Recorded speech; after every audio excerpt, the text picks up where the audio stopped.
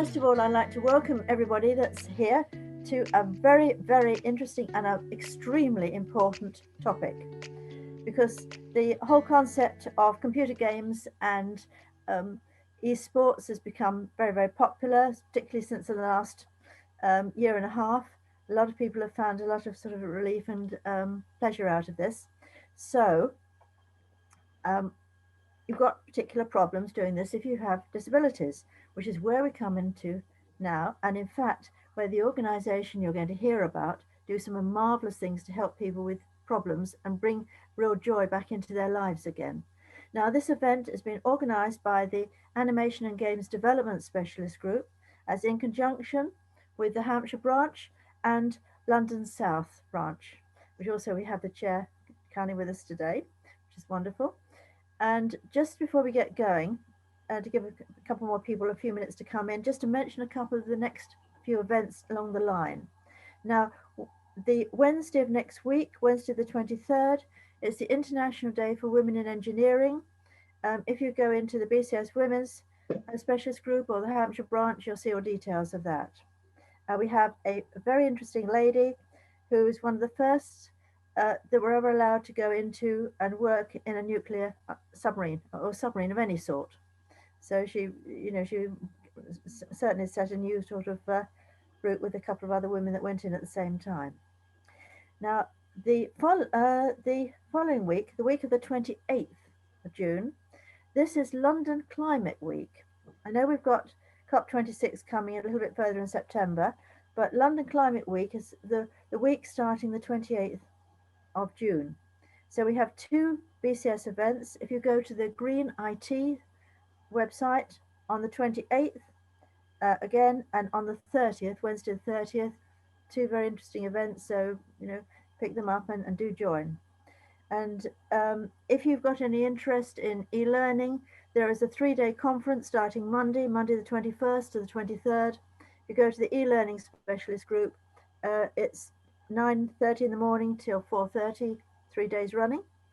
But if you're an academic and you're interested particularly in what's been going on in that area, particularly overseas, I think we've got presenters coming from about 40 different countries that are actually presenting. So you're very welcome. It's all like all of these events, they're totally free and all is welcome, just need to register. Now, that's enough from me. Now, at this stage, I'd like to pass across to Mick. Now, Mick is a rather special guy, and very much for starting the Special Effects charity that's particularly dependent to help people with disabilities, and very much the CEO. So at this stage, I'm passing across to Mick Donovan. Thank you. And I can ask everybody to keep muted, please, and possibly while we're actually going through to save to actually possibly switch off their cameras. But just to remind everybody again, you are being recorded. So, Mick, over to you. Okay. Well, thank you. I'm just going to screen share, and thank you very much to you, Margaret, and the BCS for inviting myself and my colleague Jacob to give this talk. I'll just go. Hopefully, I'll just check that everyone can see that the opening screen. Fingers crossed. Looks good. Okay, super. But basically, I'm Mick Donegan, and I've got a couple of associate academic roles, but my day job, I do that in my own time. My day job is running a charity called Special Effects, and Jacob is one of our specialist occupational therapists, and he's the person. He does lots of things, but one of the things that he does is the face-to-face assessments and support of the people who we help. He's got far closer contact with the coalface than I have, much as I'd like to join him. Now, I go back a long way. In technology, assistive technology. This is me back in the 80s when computers well, it looks as if they were steam driven, but from this photo. But basically, I was a mainstream teacher and then a teacher in a special school for children with physical challenges, severe physical challenges. And, you know, I started using a range of equipment, you know, that and software that fellow enthusiasts like myself had developed to help people with special needs. It was early days, and back then, you know, I was deputy head of this particular school as well as in charge of IT. And back then, it was, as I say, there was a limited number of things to do that you could do. My role was to give the children that I was working with access to education access to education and communication. So it was helping them with their writing and also with art and design and with their maths, etc. That was the aim, to give them access to the curriculum. I then went on to be deputy director of a national organisation, national charity called the ACE Centre, based in Oxford, and you know, we were supporting people in schools and in education throughout the UK in accessing, you know, either their education at school or their university education, and the focus was very much on access to their schoolwork or their university work, as well as for those who couldn't speak, enabling them to helping them to be able to use other means of communication, whether it be symbols or signs or a speech output device, you know, the sort of thing that Stephen Hawking would have used. Back then, I'm working there with a clinical psychologist. She was part of the team, along with speech and language therapists, physiotherapists, and technical support to give the child a holistic assessment. And what I found was, you know, as time went by, this is sort of the early 2000s. As time went by, more and more children were missing out. More and more children with severe physical challenges were missing out because, well, first of all, they couldn't play in the traditional sense of, you know, football, or they couldn't go cycling, or a lot of them hadn't actually played with their brothers and sisters or with their grandma and grandpa, and basically, I you know, as a teacher, I realised how important play is to be able to enable someone to engage with other people for social reasons, a reason to use their communication aid, a reason to communicate with their brother and sister, because people with severe physical challenges, they miss out on opportunities to learn because they find it far more difficult to play. And as we all know, you know, play is a very, very important part of learning.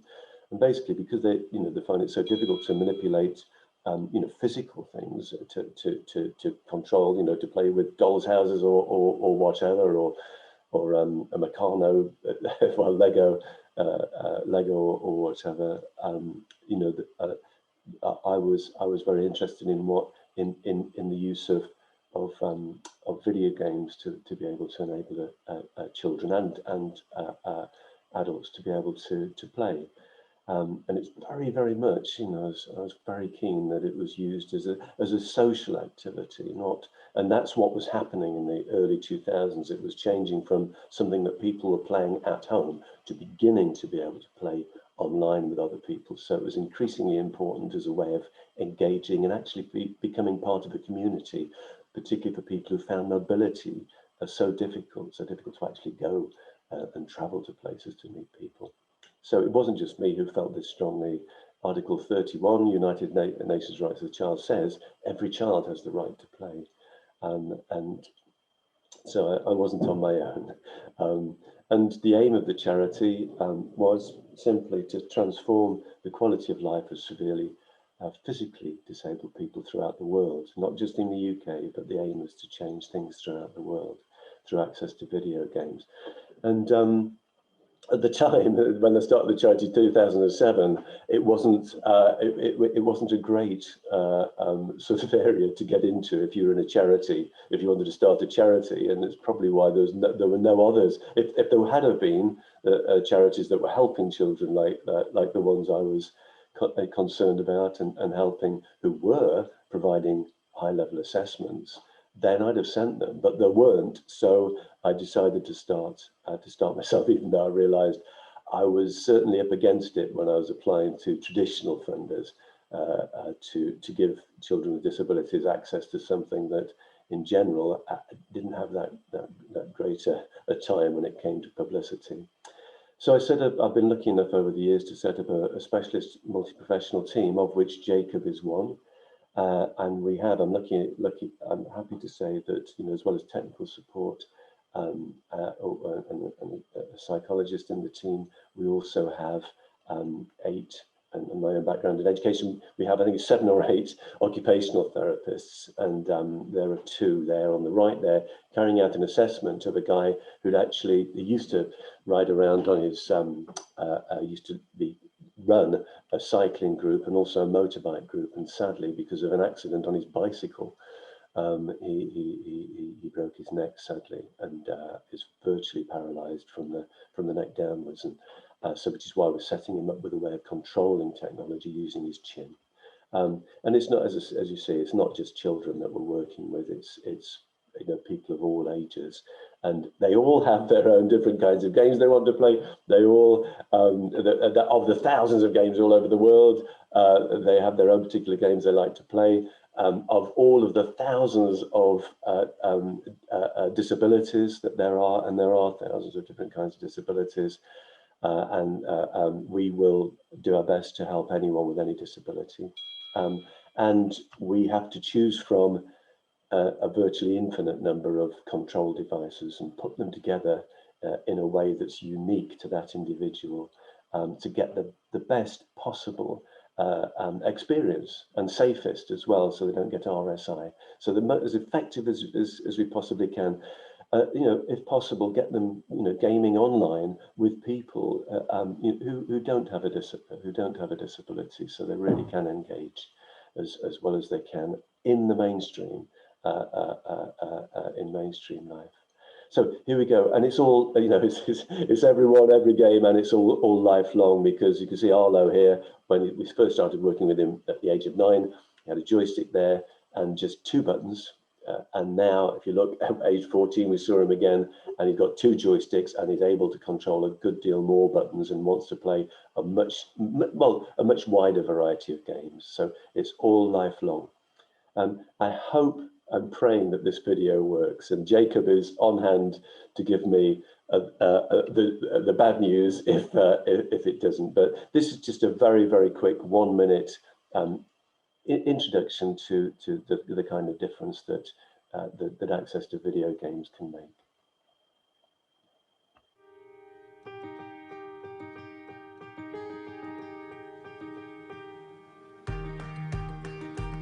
Nobody likes being left out. That's why Special Effect are helping people with physical disabilities to play video games. But this isn't just about having fun. The gaming setups we create are personalised, so people can play to the very best of their abilities. And that opens the door to inclusion and independence, confidence and creativity. Help us level the playing field and create more magical gaming moments. Because it's everyone's turn to play.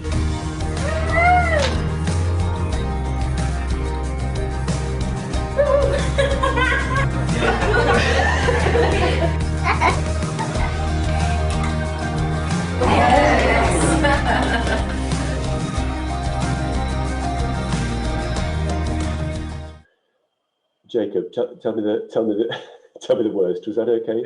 Very, very good. Okay, no problems whatsoever. Okay, well, no, I'm very I'm very relieved. At least one of the videos has worked. Okay, I'm now going. Jacob will give you a few kind of the details that are involved in doing an assessment, and he's talking about someone who he's working with, because it is an ongoing process in Northern Ireland. So over to you, Jacob, and tell me when to change the slide, please.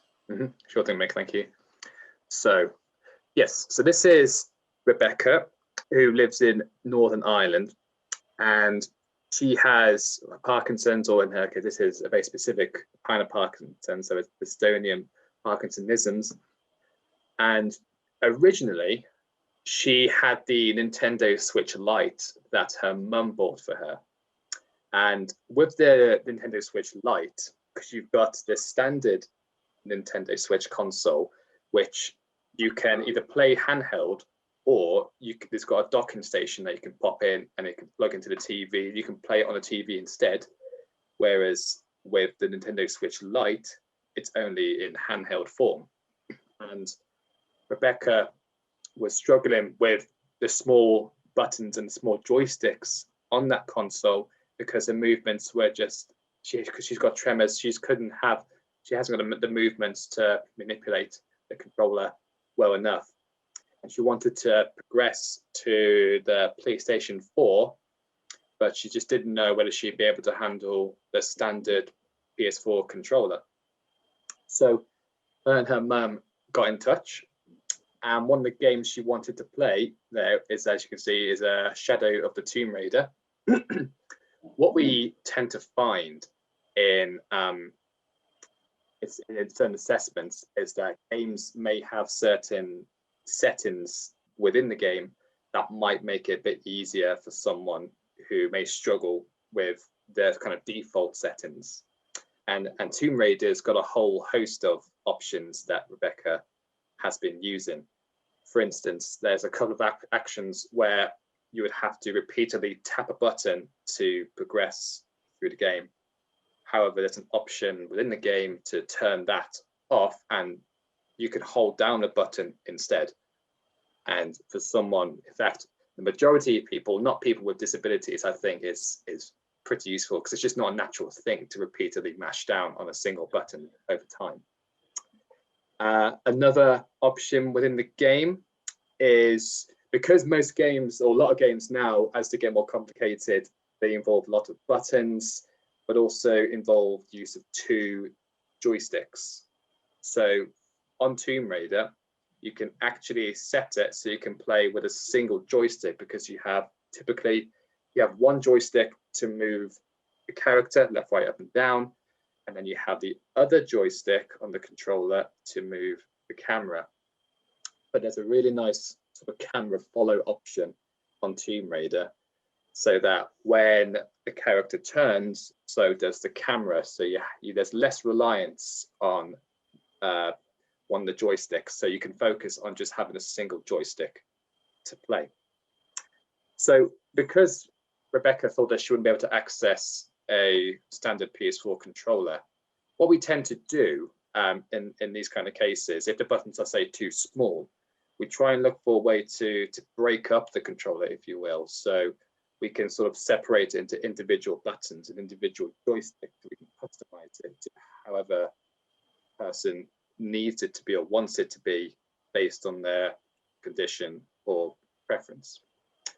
And that's pretty much what we did with Rebecca, because we found that she was able to, she's got quite what we call gross movement. So she's able to use her movements to activate large buttons. And so if you can skip the slide now, Mick, thank you. So this is a setup we came up with when we first saw Rebecca. So I'll just say this was a video call, by the way. So this happened during COVID times. Traditionally, we would be going all over the country before COVID, and we'd go across the entire of the UK, including Ireland. So in normal circumstances, we would be seeing Rebecca in person. However, the way we've been doing it during COVID times has been doing video calls and having Zoom assessments and discussing the options that could possibly work for them. What we tend to do in assessments is we ask what kind of movement the person has. If they have movement, then there's a possibility to position a joystick or a switch or a controller there, for instance, by someone's feet. And you can see here in Rebecca's case, there's a couple of switches on a Velcro tray on the floor there. So they would be the R3 and the L3 button, which are the buttons that when you push down on the joysticks on a typical controller, that's the buttons that would activate. So yeah, we managed to get a whole range of buttons that would basically give Rebecca all the controls that she would need for the game. And we did a little bit of trickery as well, because in Tomb Raider you need what we call the D-pad, the direction pad. So it's just 4 buttons, one for up, down, left, right, and each of those buttons is assigned a weapon for you to take out. So there's a weapon for each directional button.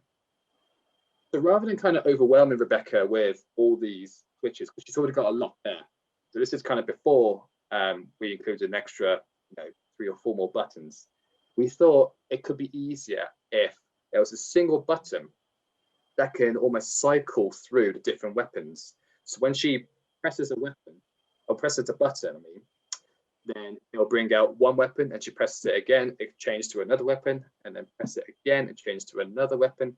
So that's where our technicians come in very handy, because they create what we call scripts, which so we can do a little bit of trickery with games, so that certain buttons can do stuff they're not supposed to do on a standard controller.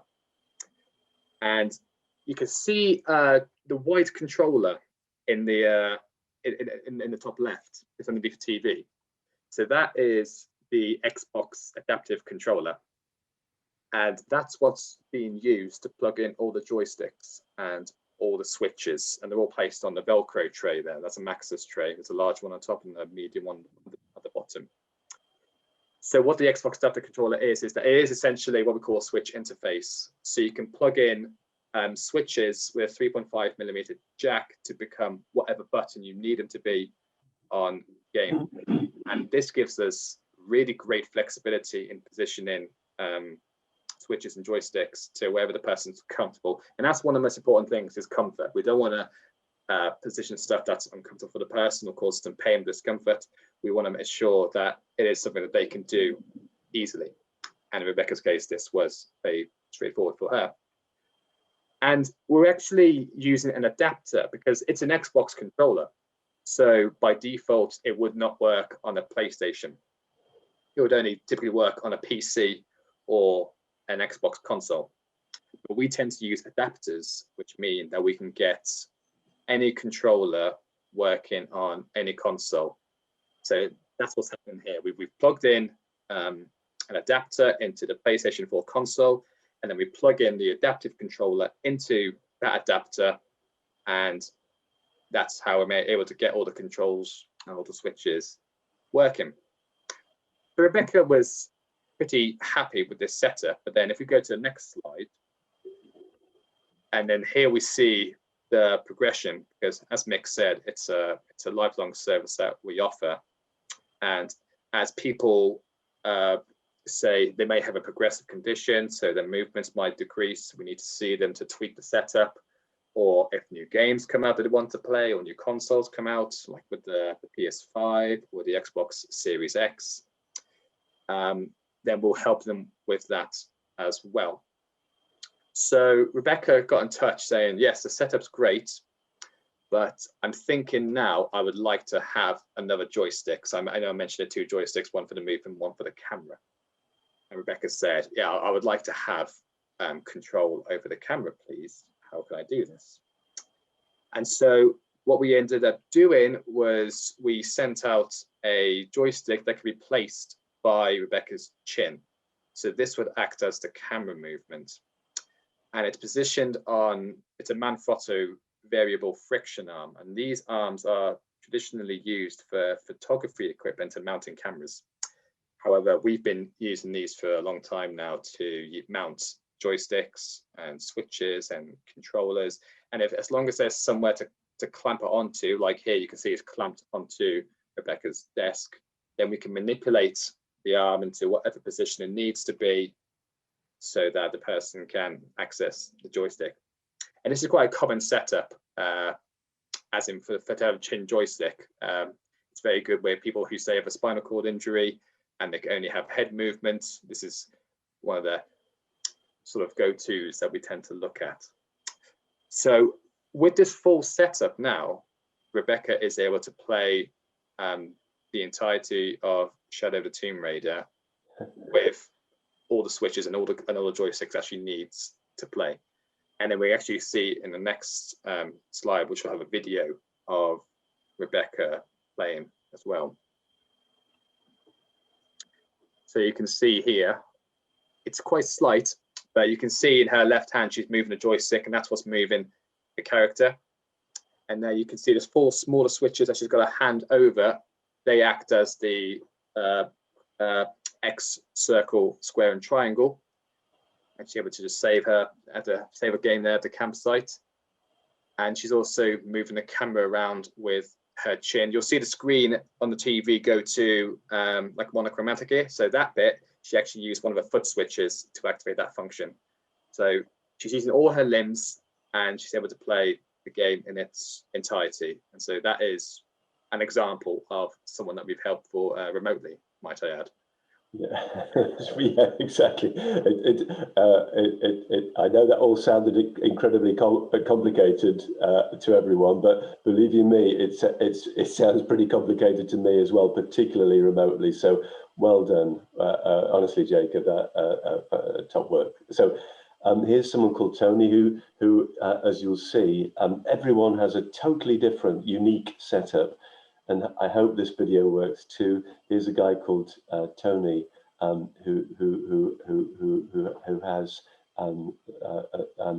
has very short. His lower arms are very short, and so it presents difficulties for him in controlling the computer. And for him, the big thing, was such a wonderful way of him engaging with his son, playing with his son, and actually beating his son. So he loves racing games. So I'll let him speak for himself. And Jacob, please tell me if the video freezes.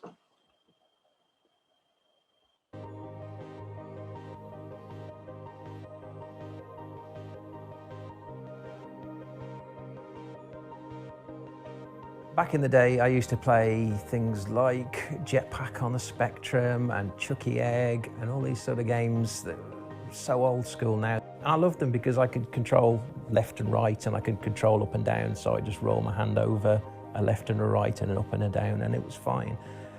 And then over the years, you then move on to things like an Atari, which had a joystick, which was really good, and one button, so that was fine. But then obviously the new technologies come through and the new super consoles, and they are fabulous, but they have more buttons than I can cope with.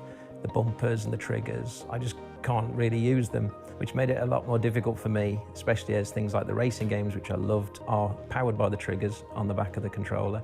And then it was mainly through a guy called Steve, who works at Game Telford, that I found out about special effects and the work they do with disabled gamers.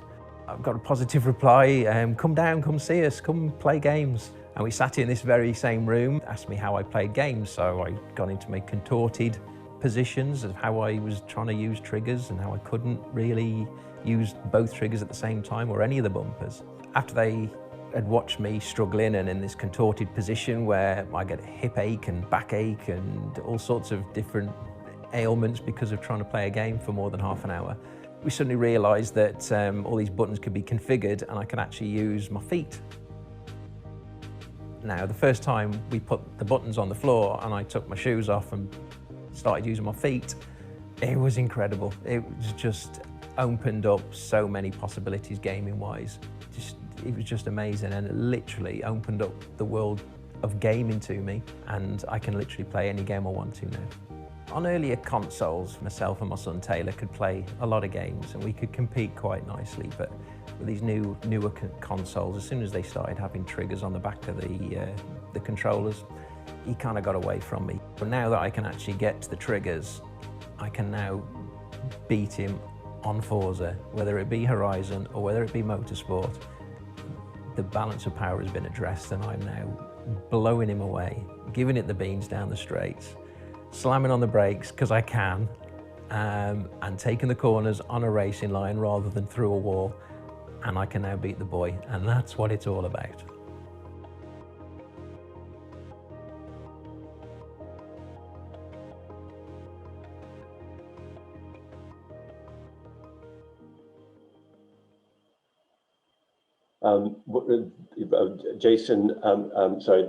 Jacob mentioned the, as continuing our work through the pandemic, and how do we do that? Well, it's a video call. Here's a guy called Drew, who we did a video call with, and here I am with two of our occupational therapists. And there was a pre-assessment. The team then sent him some equipment out from admin. They decided what equipment to send out that might be appropriate for him, sent it out, and then we arranged a video call where the equipment was set up for him using a carer as our hands, as it were, to actually put the equipment where the team there directed him to. And the result of that is, I don't know if you can see, is various control devices. He's got, for those of you who this means anything to, he's around C4, C5, which means that he can move his shoulders, and he's got some hand movement as well, but very little fine motor movement. So what we've done is, what the team did was, he's using two big buttons on that adaptive controller, and he's got a special joystick for his right hand, and the rest, he's got some head buttons there, some head switches there, and also some buttons with his arm. All in all, with that combination, he's able to play FIFA online and give anyone anywhere in the world a good game.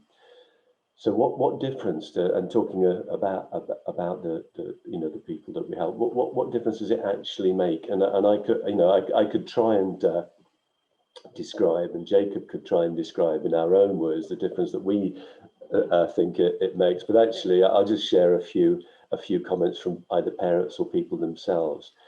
And here's Arlo's mum. Says it enables him to engage and compete with other children in a way that is otherwise impossible.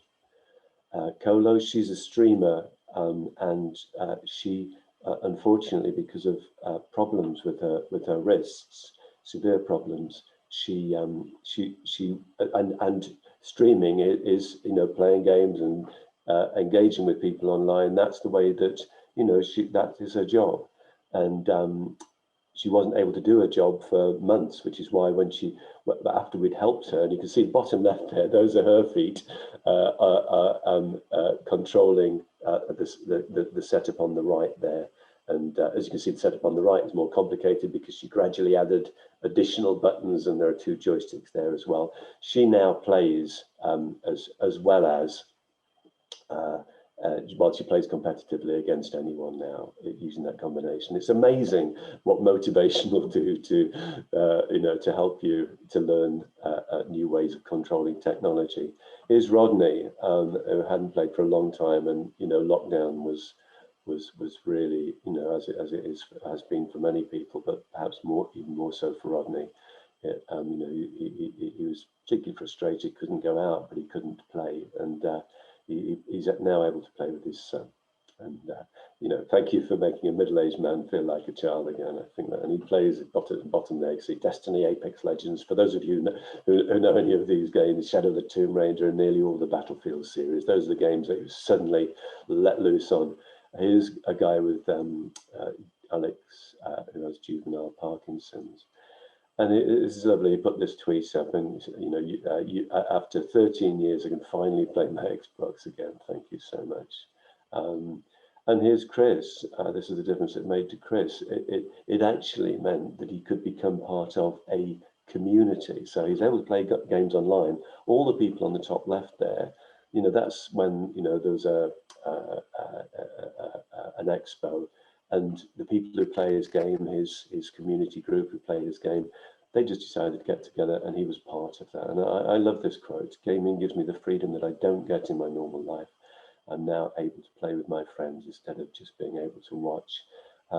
Here's Tom. Simply said, he was a big FIFA fan, and we enabled him to be able to play. He had a progressive condition. Which meant that he used to be able to play real football with his brother. Then they played, on a computer, played football on a computer, and then he lost that ability. And he hadn't been able to play a computer game for 15 years.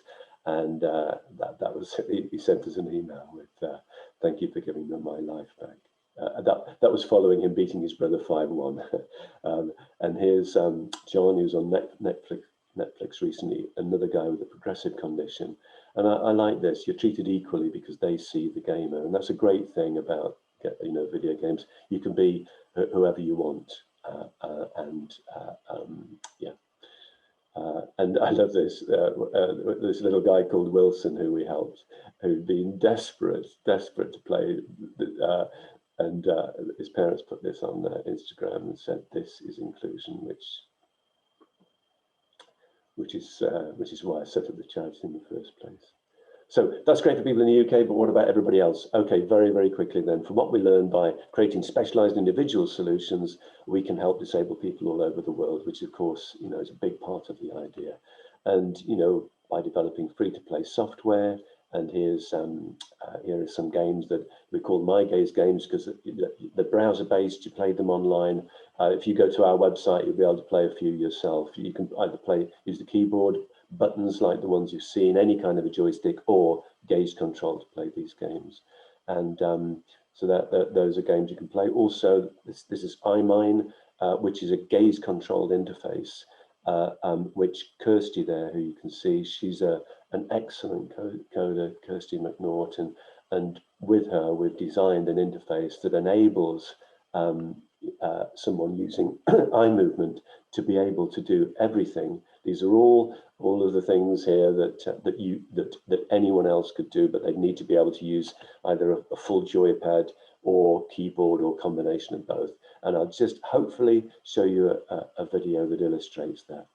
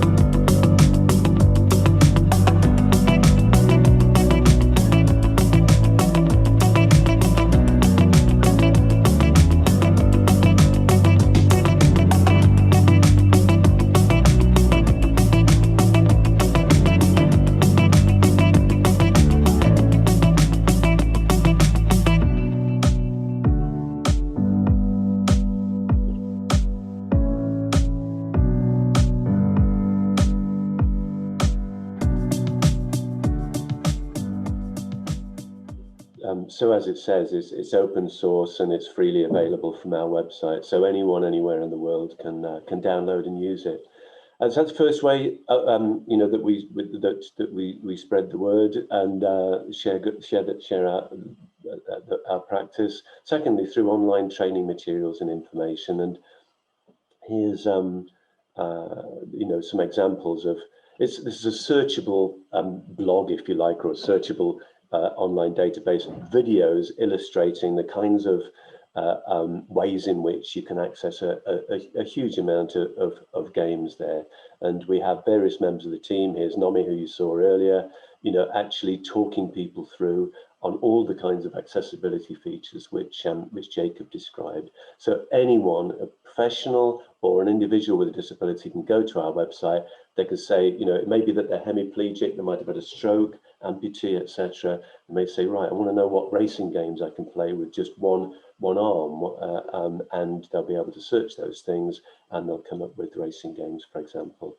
And also, here's a guy who's a developer in Madrid from EA, and it was lovely. He sent us this message. So the developers themselves are actually looking at this material and learning from it about accessibility. And The other way is by working directly with developers. And as you know, since 2007, there's been an increasing number of developers getting in touch with us and saying, you know, can you help us to, you know, to make more accessible hardware and software to help more people play our games, our video games. And here are one or two of them, you know, one or two of those developers who, over the years, we've given advice to and helped them, you know, either with their software or their hardware. And here's on the bottom left, you'll have seen this feature a few times. We were one of the organisations that helped Xbox to develop the adaptive controller. Before the adaptive controller, we used to make our own interfaces, or we used to buy third party and adapt them, etc. But this device has meant it's far easier, and people, it's a first party product. Anyone from around the world can get it, buy it, and it is, compared with specialist you know, devices for people with disabilities, it is, in my opinion, a very reasonable price. We also helped, you may have seen on the right there, we also helped, we're one of the organisations that helped and advised and tested the Logitech adaptive switch kit, which goes with the adaptive controller. So combined, those devices are letting a lot more people play video games. Software, as I say, I do apologise if you're not a gamer. I'm not particularly myself, but it'll mean, I hope that some of these things resonate with you. But we advised Playground Games, UK-based company, on how to make their games so it can be controlled with a single joystick instead of two, which, as I say, amputees, people with hemiplegia, etc., are now able to play. With FIFA, EA Sports invited us to advise them on making their games FIFA more accessible, and you know, you can just use those two buttons as Arlo uses there, and one joystick to be able to play, you know, to sprint and do a range of other sort of kicks, etc. types of kicks. Play online now, you know, if you have control devices like Arlo's, and control menus independently, which means that you can choose your team, choose your players, play the whole game all by yourself, and play with whoever you want to, anywhere in the world. We helped Rare with Sea of Thieves, with a range of facilities that you'll see on the bottom right, access features rather. Yeah, and because we can't, well, because we get an increasing number of requests from developers, which is lovely, we can't give all of them the help that we'd like. So we've developed an online, freely available. It's going to be launched within the next couple of months. But we break down. We specialise in access to video games for people with physical challenges, severe physical challenges, not sensory but physical. And in these 7 areas there, we do our best to cover all of these 7 issues to do which we feel. We break them all down as well, but this is what we believe is as comprehensive a collection of video material to give people visual examples of ways in which they can make their games more accessible, because certainly I'd imagine that the majority of people who develop video games are visual learners, and we're doing our best to help them. So I think hopefully there might be a clip here.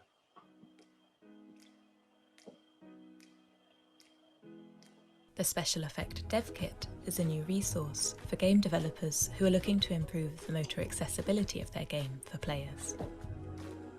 We created the Dev Kit to share with developers the specialised knowledge and experience the Special Effect team has gained from working directly with players, building an understanding of the barriers they face and options that can help, and to showcase the work developers have done to create innovative and accessible ways of interacting with a game using options they've provided. Even when using an adapted controller, players may still face barriers within games. Through a series of videos, the Dev Kit covers many of the motor accessibility options we look for when assessing how accessible a game might be to some players.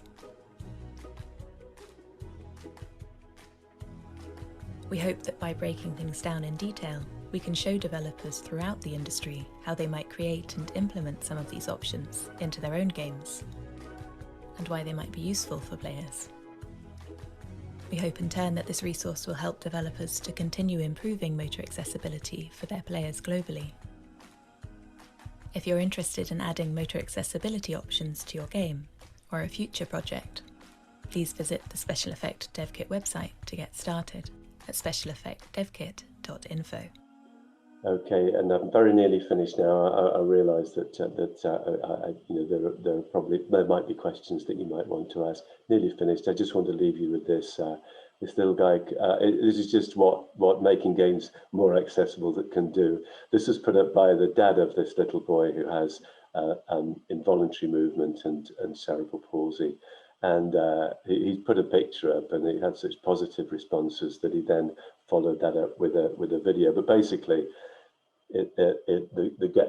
there are accessibility features in this mainstream racing game that enable you, even someone by pressing one button, to be able to have lots and lots of fun. And even though he's only learning to press that button, he's able to have a load of fun. And I hope you'll be able to hear the kinds of noises that a child who can't speak makes to illustrate that they are having a lot of fun.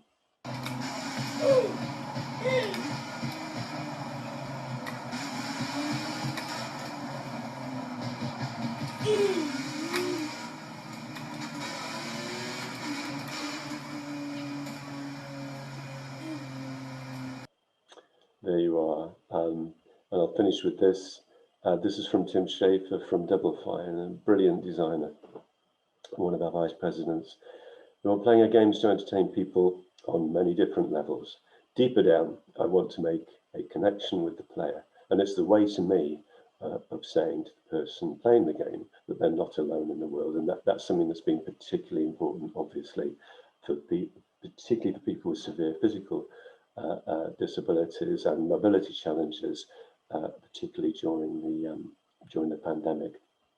So thank you, everybody. I hope you're still there, and because I can't see you at all. So and I hope all those work. So I'll stop sharing the screen and hopefully come back in the room with the rest of you. Hi, hi again.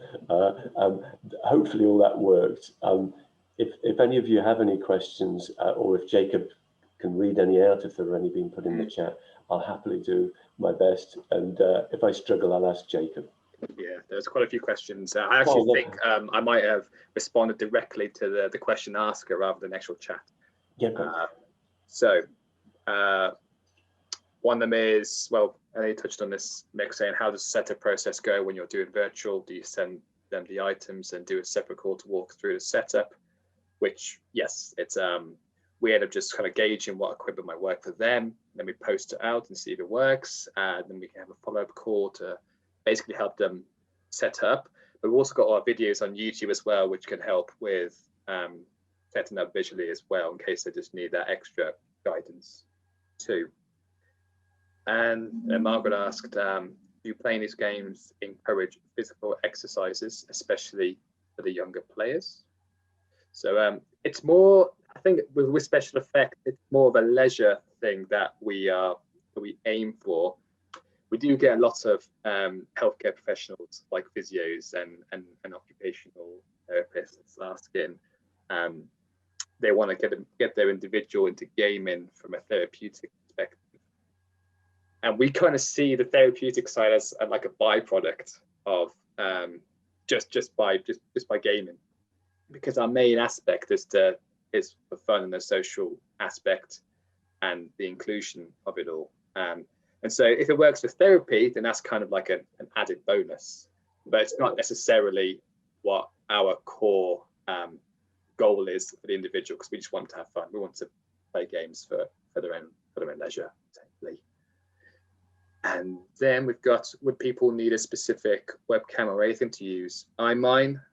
So you couldn't use an eye tracker camera such as a Tobii 4C, but I think we've got a few more examples of other cameras that you could possibly use as well. And then we've got, what is your approach on touch-based experiences or touch screens.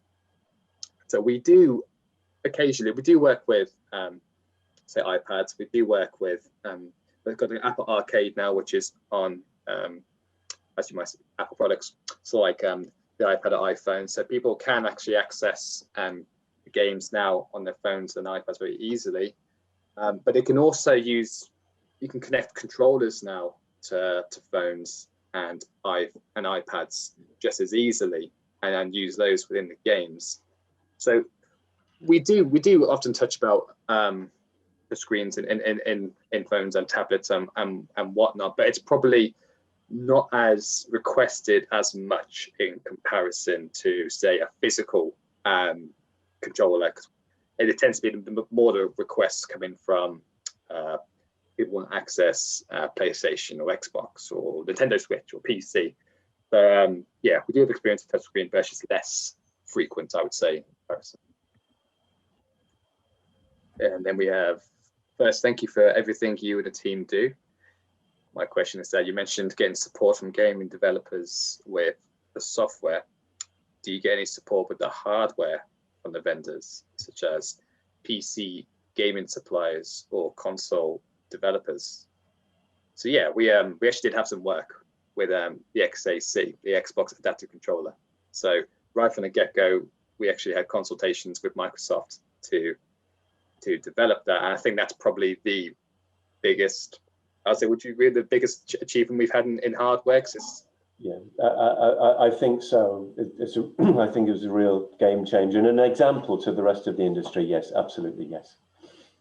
I think the same applies for the Logitech Adaptive Gaming Kit as well, which Mick also touched upon. So we did have some say in switches that you saw as well.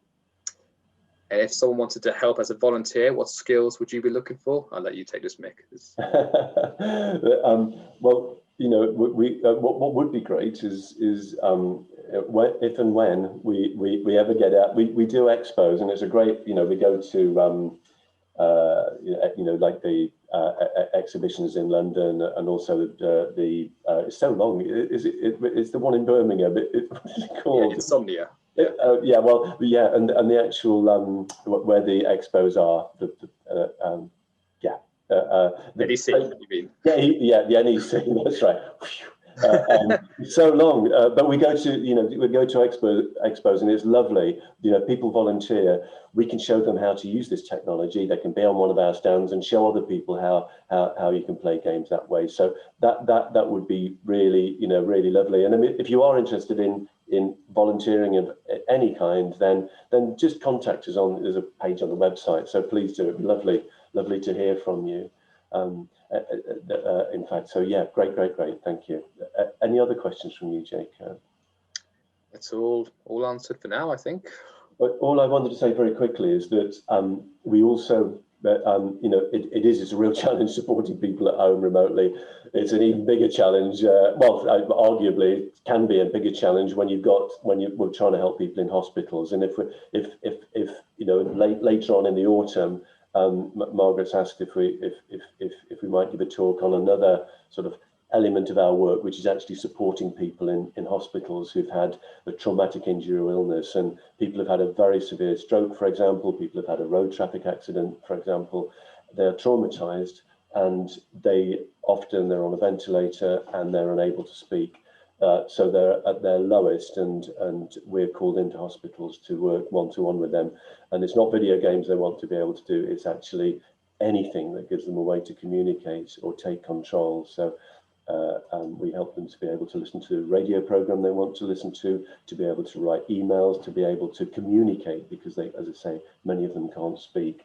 And so, and it's even more difficult doing that kind of work remotely, but we've managed it. And there's some brilliant therapists and nurses out there who've rolled up their sleeves as well as taken everything else, and we've worked with collaboratively online. So, and the whole gaze control thing, that's one of the areas of particular interest for me, and I'll certainly get one of that particular team to join me, that Stargaze team who will do the work in hospitals, and to join me for that talk, and I hope that's going to be of interest to you as well. So there you are. Thank you very much. Honestly, thanks ever so much for listening, everybody, for staying on. It's nice to see that there are even more people still there than when I shared the screen first. So that's lovely. One more question, actually. So Marcus just asked, how do you fund this? A really good question. Yeah, the answer is that there are various opportunities to to help fundraise that you'll see if you go to a page on the website about helping with fundraising. But it's really we're lucky enough, individuals will do events. We've been doing we normally do like a 10K, the London 10K, and we've had more charities than any other. We've had more runners than any other charity a couple of years ago when we were able to do that run, which is amazing for a little charity like us. There are other events that people have been making it for themselves during lockdown. There's a guy who we helped, a guy who's about 12 or 13, he's got very little movement, but he's able to control the wheelchair joystick. And he did a 5K in his wheelchair around the living room. We've got a lovely video of him trailing around with the dog just trotting along faithfully. Whatever funds he raised, I think his mom must have paid out more than that in replacing the carpet by the time he finished. But it was lovely. It was a lovely, at the end of this little video clip, his mom's actually holding up a finishing line, so any donation, is particularly welcome, and any ideas for fundraising are great. We've also, as I say, the industry are very helpful as well, but yet again, we just do what we do, and people can help if they want to. We don't charge for anything that we do, wherever it is, and also we do work, help people overseas as well, that we don't make too much of a noise about, but anyone around the planet who can't get help locally, we'll do our best to help them online. Speaking of overseas, do you work with the American group Able Gamers at all on any projects? Well, we collaborate with. No, it's a good point. That the work we do, it's a particular focus that we do. We work very hard, on those things that we do. The intensive in-person support, for example, and then sharing what we learn. They were one of the Able Gamers was one of the organisations who helped with the design of the adaptive controller, and they also helped with the design of the Logitech Switch kit. So we were part of those teams. But the way that we work, if you take a look at the website, you might see some differences, but certainly there are times when we do have an opportunity to collaborate with them. We do a lot of collaboration with universities and hardware developers.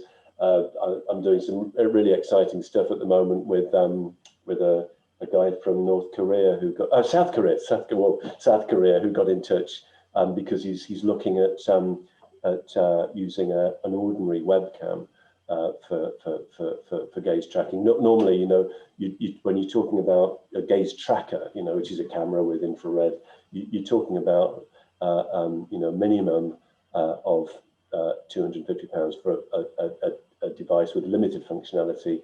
If you want to have decent functionality, it's over £1,000 and going a long way higher than that. And it's lovely that here's a guy who's interested in trying to get the best eye gaze experience from a webcam, and as I say, people like that who are getting in touch with us, and that we think, actually that directly resonates with us, and that's work that we are very passionate about. So our time is very much spent in collaborating with developers around the world to make their software and hardware more accessible at source to help people globally. I think that's fantastic. Unless there's any more questions anybody else would like to ask, in which case, I think that, can I actually ask you, whether I can manage to do it or not, is to unmute you, or at least if you could give the reaction of a hand clap to say thank you so much for everything that we've actually done. There's another question that's just come up. What was it? After doing this demonstration, what was the question that came up? After doing demonstration, if they would like to provide the equipment, do you provide resources to help with funding? I mean, who pays for the actual hardware? We provide the equipment on long-term loan. If it's someone with a progressive condition, then we don't ask for it back. So you know, because people have got enough challenges without us asking for the equipment back if they've got a progressive condition.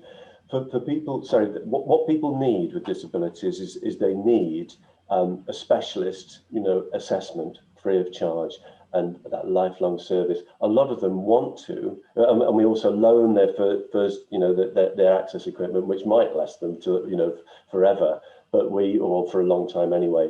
And then, that they actually want to buy the equipment themselves. It's knowing what equipment to buy that's the challenge, and we help them do that. But we've never taken any equipment back from anyone unless they want to give it back, and then we clean it up and we loan it out to someone else, so we recycle it as it were. There's also another one saying, I'm trying to fill in the form for being a volunteer, but when I'm trying to choose a title, this button does not respond. So this might be a technical issue on our website, perhaps, unless you try a different browser. Well, yeah. I'll tell you what. If you want to just write to me directly, or just info@specialeffect.org.uk. Just Google us and you'll get there. The name. Before we go, if you're wondering why we call Special Effects. It's because it was the first time I introduced gaze tracking to a little boy who was in tears. He'd been queuing up for a try with a gaze tracker when I was doing some research, a European project. He'd been queuing up behind other kids at his special school, and by the time he got there, he was fed up. He'd been waiting about an hour, and he was in tears. And he looked up, and I got a music program, and he looked up, and it was remarkable the change in his expression from sobbing his heart out to a big grin on his face when he actually took some kind of control for the first time in his life. He was only 3. And so I just thought that's the moment, and it's that special effect that technology can actually have. Yeah. Well, that's fantastic, because one thing the BCS are very keen on is making IT helpful to the people. And I think you've demonstrated today, between the two of you, exactly how helpful, marvelously helpful, technology can be to help people and to change their life and their attitude. Because this was a brilliant presentation. Thank you so much. Now, it has been recorded. The BCS will actually sort of top and tail part of it, and then it will be put up in the YouTube area, and it will also be put up onto the appropriate event one. So in which case, I'll actually, both to Mick and to Jacob, I'll send you the link once it's up there as well. Thank you. But this was brilliant. Thank you so much. Any last questions from anybody? I know. No. I think Margaret, not a question, but can I just express my gratitude? I mean, my eyes have been opened, my mind has been opened to things I just simply wasn't aware of. But I absolutely see the value of what you're doing. If there's any way I can think of, perhaps Margaret and I could talk about this in any way that BCS can actually promote your activities or support your activities, then I'll certainly put my back behind that. Thank you again. No, thank you. That's very kind. Thank you. Thank you. And Tim is actually the chair of London South, so it's a very big branch. So definitely, I agree completely with your comments, Tim. And I think this would be brilliant. At which case, I think we thank you so much, and I'd like to say thank you.